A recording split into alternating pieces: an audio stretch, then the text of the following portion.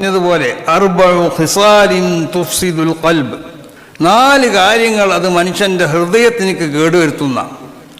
ആ 4 കാര്യങ്ങളിൽ നിന്നുള്ള ഒന്നെന്താ? മുജാറാത്തുൽ അഹ്മഖ്, ഒന്ന് വിഡ്ഢികളാവുന്നതായ ആളുകളുമായുള്ളതായ സാമീപ്യം. ഫൈൻ ജാറൈതുഹു കുന്ത മിസ്ലഹു, അവനുമായി നീ സമീപിച്ചാൽ നീ അവനെ പോലെയാവും. വൈൻ സക്കത്താൻഹു സലിംത മിൻഹു, അവൻ നിന്നിട്ട് നീ ഒഴിഞ്ഞു നിന്നാലോ നീ അവനെ തൊട്ട് രക്ഷപ്പെട്ടു. അപ്പം നമ്മൾ സഹകരിക്കുമ്പോൾ, നമ്മൾ സമീപിക്കുമ്പോൾ നമുക്കുള്ളതായ സുഹൃത്ത്, ആ സുഹൃത്ത് ആരാന്നുള്ളത് നമ്മൾ ആദ്യം മനസ്സിലാക്കണം. ആ സുഹൃത്ത് നമ്മളെ നന്മയിലേക്ക് ക്ഷണിക്കുന്നതായ സുഹൃത്തുക്കളാവണം. അങ്ങനത്തെ സുഹൃത്തുക്കളോട് കൂടിയുള്ളതായ ബന്ധമാണ് നമ്മൾ സ്ഥാപിക്കേണ്ടത്. മറ്റൊന്ന് കസുറത്തു ദുനൂബ്, ദോഷങ്ങൾ അധികം ഉണ്ടാവുക, ദോഷങ്ങൾ പെരുപ്പിക്കന്നെ. അതുകൊണ്ടാണല്ലോ അള്ളാഹു ഒക്കെ പറഞ്ഞത് കുല്ലു ഹസനത്തിൻ ബിഅശരി അംസാലിഹ, ഒരു നന്മക്ക് 10 കൊടുക്കുന്നത് എന്തുകൊണ്ടാണ്? ദോഷങ്ങളെ നമ്മളിൽ നിന്നുണ്ടാവുള്ളൂ. ദോഷങ്ങളെ നമ്മൾ സാധാരണ മനുഷ്യന്മാരിൽ നിന്ന് അധികം ഉണ്ടാവുന്നത് ദോഷങ്ങളാണ്. അത് മുസീദത്തുൽ ഖുലൂബ്, ഒരു ദോഷം ചെയ്തു കഴിഞ്ഞാൽ ആ ദോഷത്തിൻ്റെ അഫർ, അതിൻ്റെ അടയാളം നമ്മുടെ ശരീരത്തിൽ അത് രേഖപ്പെടുത്തപ്പെടുന്ന, നമ്മുടെ ശരീരത്തിൽ മാത്രമല്ല നമ്മുടെ ഹൃദയത്തിലും അത് രേഖപ്പെടുത്തപ്പെടും. അതിൻ്റെ കറ അവിടെ വന്നുകൂടും. അതുകൊണ്ടിട്ടാണ് ദോഷങ്ങൾ ചെയ്യൽ അധികരിപ്പിച്ചു കഴിഞ്ഞാൽ അത് കൽബിനെന്താക്കും? നശിപ്പിച്ചു കളയും. കൽബിലുള്ള ഈമാൻ്റെ ആ പ്രകാശത്തിന് അതെന്താക്കും? കെടുത്തു കളയും. മറ്റൊന്ന് വൽ ഖൽവത്തു ബിൻ നിസാ വൽ ഇസ്തിംതാഉ ബിഹിന്ന, ഒന്ന് സ്ത്രീകളുമായും കൊണ്ടിട്ട് എന്താവുക?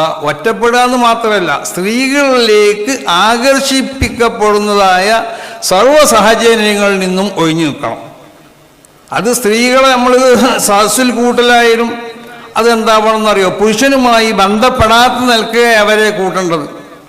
സ്ത്രീകളുമായി ഒറ്റപ്പെടുക എന്ന് മാത്രമല്ല, സ്ത്രീയിലേക്ക് ആകർഷിച്ചും കൊണ്ട് സ്ത്രീകളിലേക്ക് ആകർഷണം ഉണ്ടാക്കി തീർക്കുന്നതായ പ്രവർത്തനങ്ങൾ ഏതുണ്ടോ അതിനെ തൊട്ട് ഒഴിഞ്ഞിക്കുക. അതാണ് ഒരു ഖൽവത്തു ബിൻ നിസാ. പിന്നെ മറ്റൊന്ന് മുജാലസത്തുൽ മൗത, 4ാമത്തെ ഒന്നായി പറഞ്ഞത് മരണപ്പെട്ടവരുമായുള്ളതായ സാമീപ്യം. എന്താ മരണപ്പെട്ടവരെന്ന് പറഞ്ഞാൽ? ഖീല വമൽ മൗത, എന്താണ് ഈ മരണപ്പെട്ടവരെന്ന് പറഞ്ഞാൽ ആരാന്ന് ചോദിക്കപ്പെട്ടു ഈ വാക്ക് പറഞ്ഞപ്പോൾ. അപ്പോൾ പറയപ്പെട്ടു ഖാല കുല്ലു വലിയിൻ അബ്തറഹു ഗിനാ, ധനാഢ്യരാവുന്ന ആളുകൾ അവരെ ധനം കൊണ്ടിട്ട് അവർ അഹങ്കരിക്കുക. അപ്പോൾ ഒരുപാട് ധനാഢ്യരുണ്ടാവും, ധനം കൊണ്ട് അഹങ്കരിക്കാത്ത ആളുകൾ.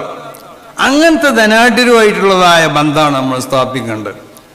ധനം കൊണ്ട് അഭിമാനിക്കുകയും അതുകൊണ്ട് അഹങ്കരിക്കുകയും ചെയ്യുന്നതായ ആളുകൾ, അവരെ പറ്റി വിശേഷിപ്പിക്കപ്പെട്ടത് അൽ മൗത്താന, മരിച്ചവരെന്ന്. കാരണം അവർ യഥാർത്ഥത്തിൽ അവർ ഹയാത്തുള്ളവരല്ല. ഒരു ഹയാത്തുള്ളവനാണെങ്കിൽ അവൻ അവൻ്റെ ധനം കൊണ്ട് അവൻ അഹങ്കരിക്കാൻ പാടില്ല. അങ്ങനത്തെ ഒരുമായിട്ടുള്ളതായ ബന്ധം, ആ ബന്ധത്തിന് ഉപേക്ഷിക്കണം. ആ നിലക്ക് ബന്ധങ്ങളിലൊക്കെ വേണ്ടതുപോലെ ശ്രദ്ധിച്ചു കൊണ്ടിട്ട് എപ്പോഴും നമ്മളെ ഹൃദയത്തിനേക്ക് തകരാറ് പറ്റുന്നതായ ഒരു ബന്ധം ഉണ്ടാക്കി തീർക്കാൻ ആരും ശ്രമിക്കരുത്.